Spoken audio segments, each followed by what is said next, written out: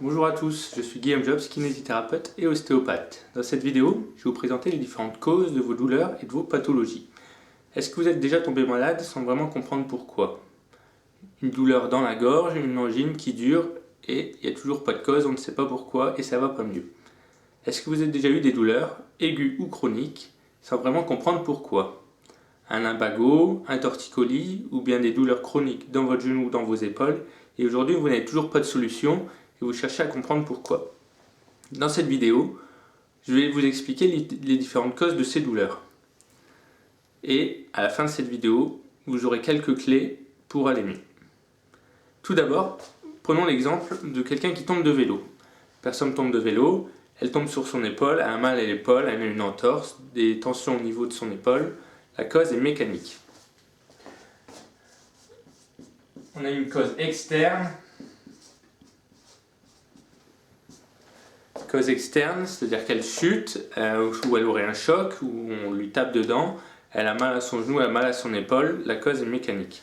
Ça dépend de quoi la mécanique? Ça dépend tout d'abord de votre posture, votre équilibre du bassin, est-ce que vous avez une jambe courte, une jambe longue, l'équilibre de vos épaules, l'équilibre de la base du crâne, tout ça, ça va engendrer des douleurs et des tensions musculaires dans tout votre corps qui pourront entraîner des douleurs. Ensuite, c'est vos qualités musculaires, d'extensibilité, d'équilibre musculaire. Il est très important d'avoir un bon ratio entre vos abdominaux et vos dorsaux, par exemple. C'est pareil au niveau des épaules, c'est pareil au niveau des genoux. Au niveau musculaire, il est important d'avoir un bon équilibre musculaire.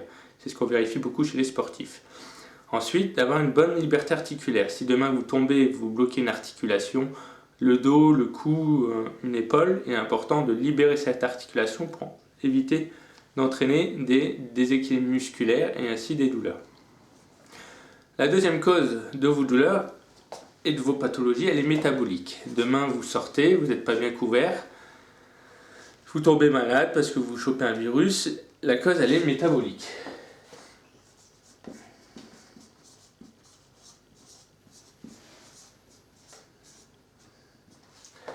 Ça dépend de quoi le métabolisme? Ça dépend de votre hygiène de vie. Est-ce que vous mangez bien, équilibré? Est-ce que vous mangez ce que vous convenez? Ce qui vous convient? Est-ce que vous avez des intolérances ou pas? Ça dépend aussi de la cigarette. Est-ce que vous fumez ou pas? Est-ce que vous buvez ou pas? Et globalement, ceci, ça correspond à votre hygiène de vie.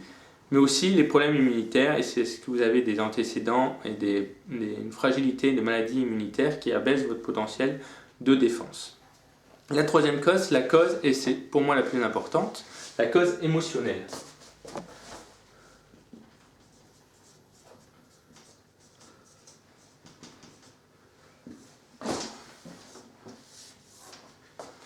Émotionnel, ça veut dire quoi? Ça veut dire que demain, il y a quelqu'un qui vous trahit, qui vous avez promis quelque chose et qui ne vous le donne pas. Vous avez le choix ou pas de vous mettre en colère. Certaines personnes vont se mettre en colère, d'autres non. Certaines personnes vont avoir cette colère pendant des années et d'autres non.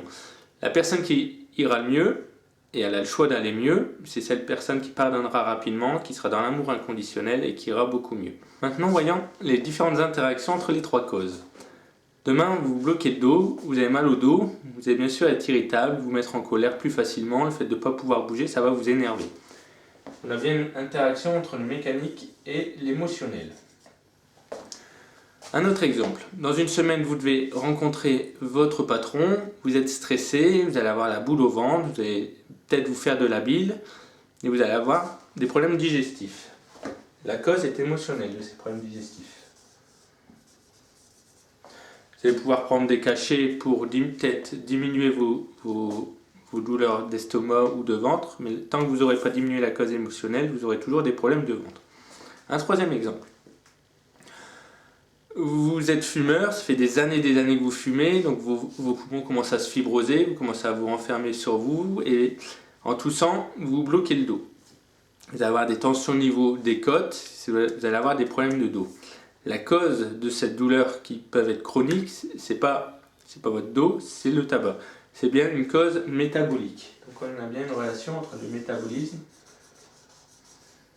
et la mécanique. Inversement, prenons l'exemple d'un nouveau-né qui pendant toute la grossesse a eu des positions plus ou moins adaptées à sa morphologie. Il arrive très souvent qu'un bébé a des régurgitations ou des coliques. La cause est mécanique. Pourquoi elle est mécanique? Parce que si sa base du crâne est un peu déviée et vient bloquer le nerf vague, qui est responsable de la digestion de chacun, la digestion sera moins bonne, la cause est mécanique. Il va falloir débloquer les vertèbres et relâcher les tensions au niveau du nerf pour permettre une meilleure digestion. La cause de ces problèmes digestifs est mécanique, qui a une conséquence sur le métabolisme. Prenons toujours l'exemple de ce bébé. Sa maman, qui a eu des changements hormonaux au niveau de son métabolisme, aura des troubles émotionnels. On le voit souvent aussi chez les femmes qui ont des troubles hormonaux avec des variations des émotions et variations d'humeur. Les causes de ces variations d'humeur émotionnelle, elle est métabolique. Une interaction entre le métabolisme et l'émotion. Enfin, il existe une interaction entre l'émotion et le mécanique, c'est-à-dire que si une personne qui a beaucoup d'ego, qui résiste à l'autorité, aura tendance à avoir des problèmes de genoux, parce qu'elle va vouloir résister, ne pas vouloir plier à quelque chose. L'émotion agit sur la mécanique. C'est comme le stress. Le stress, si vous êtes toujours stressé, vous allez avoir des tensions musculaires et vous allez pouvoir vous bloquer plus facilement. Donc le stress rentre aussi entre le problème émotionnel et mécanique. Donc on voit bien que l'émotion est au centre de tout. Un stress peut engendrer des problèmes mécaniques, des problèmes digestifs, qui peut aussi engendrer des problèmes mécaniques. Maintenant qu'on a vu ces différentes interactions, comment faire pour aller mieux? Je vais reprendre d'abord les premiers exemples. Sur le plan métabolique, prenons la personne. Une personne qui a un très bon système immunitaire sera à 100. Une personne qui a des problèmes immunitaires, qui a une mauvaise hygiène de vie, sera à 0. Si demain, elle rencontre un virus qui a une puissance de 50, la personne qui est en pleine santé ira bien, la personne qui est en mauvaise santé tombera malade. En ostéopathie, le principe il est simple.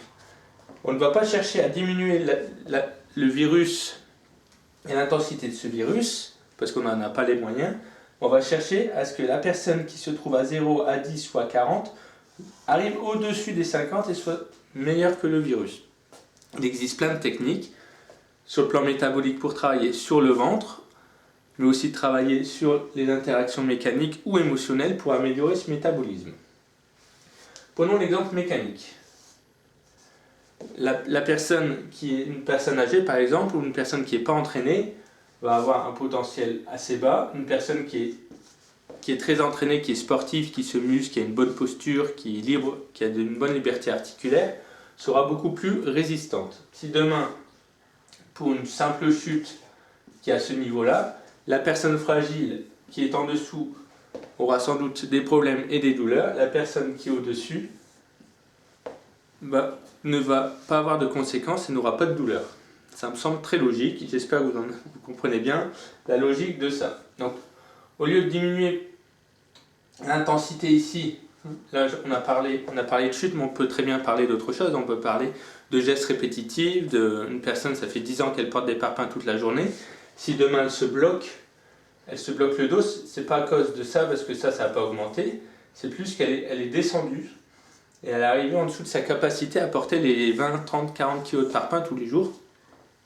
Donc le but du jeu, ça va pas être de diminuer l'intensité des parpaings, parce que c'est pas de la faute des parpaings, c'est plus que cette personne, suite à des problèmes posturaux, ou une chute la veille, ou une entorse de cheville ancienne qui n'a pas été mal soignée, a descendu son capital physique, et elle arrive en dessous, et du coup elle s'est fait mal, sur le plan mécanique. Sur le plan émotionnel, comment on va faire? Demain, il vous arrive une trahison, on vous a promis quelque chose et ça ne se passe pas comme il faut. Une personne qui est en haut dans l'amour inconditionnel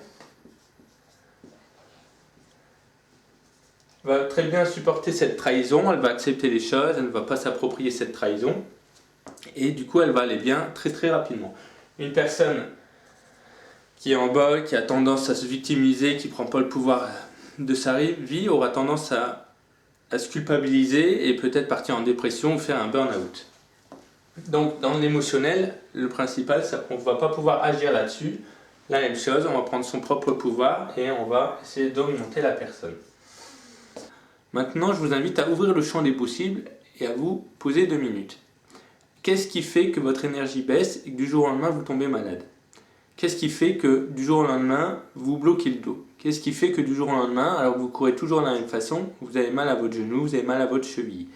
J'ai vu trop de patients dans mon expérience personnelle où, quand le problème paraissait mécanique, on ne trouvait pas de solution et que la mécanique allait pas mieux. Les causes, et je peux vous le garantir, c'est mon expérience personnelle, c'est mes centaines de patients que j'ai rencontrés, c'est les thérapeutes que j'ai rencontrés, ceux qui ont du succès, ceux qui ont des résultats. Les résultats, elles se trouvent dans la cause émotionnelle. Si, pour X ou Y raison, du jour au lendemain, vous êtes ici, vous avez une trahison, vous avez des colères, vous ne pardonnez pas, vous perdez quelqu'un dans votre famille, un abandon, un déménagement, un stress, n'importe quoi, un choc émotionnel, c'est ça qui va vous faire baisser votre énergie et votre capital santé. Et c'est ça qui va vous faire, si vous étiez ici, descendre en dessous de certaines maladies, de certains virus ou de certaines charges de travail, que ce soit de stress ou que ce soit mécanique, dans le fait de courir, dans le fait de sauter.